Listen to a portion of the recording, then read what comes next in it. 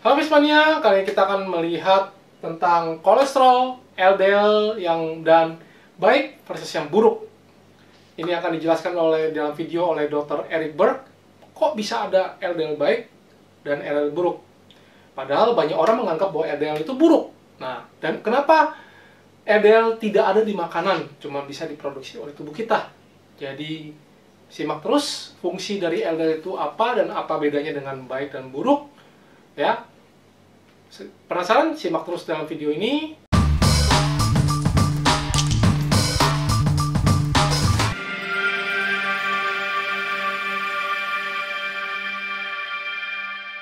Selamat datang di channel BINARAGA.NET bersama saya Jo Pengapu, biasa dipanggil nama Jo, JP atau JP, yang biasa membahas tentang nutrisi, latihan, dan produk seputar fitness. Ya, jangan khawatir, video ini telah kita sematkan dengan teks bahasa Indonesia supaya Anda bisa lebih mengerti karena video ini dalam bahasa Inggris. Today we're going to talk about the difference between good and bad LDL. Now, normally someone is taught that LDL is the bad cholesterol, but that's not actually true. LDL is divided between two different parts.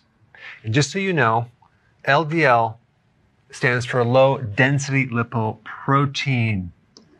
It's not cholesterol. It's a type of protein that is carrying cholesterol through the body, from the liver out to the tissues. HDL takes the cholesterol from the tissues and brings it back to the liver. So we are so brainwashed to think that LDL is the bad cholesterol, but they're not differentiating the specific types of LDL. It does take a special test to get this information, but I would highly recommend that you do it. I put a link down below for more information, so when you go to your doctor, you can ask for this specialized test. So here's the two types. SD LDL-P. This stands for particle, and SD is small, dense. Okay, so the LDL is a smaller, dense type, and this is the type that's the real bad one that can invade the arteries deep into the tissues and create all sorts of problems. This is the one that has the oxidized cholesterol, which will increase your risk of getting heart attack by 4 times. This is the type that you normally see with a diabetic because it comes from a high-carb diet, but especially high amounts of fructose. Fructose will create more of this more than glucose. So also realize that sucrose, like table sugar, is like half fructose and half glucose. So a lot of the sugars contain fructose. And this type is called type B, just so you can actually differentiate.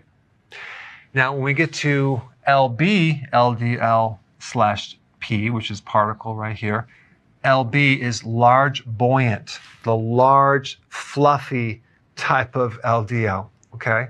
It's type A. You're going to see this when someone does the ketogenic diet because it's a higher fat diet.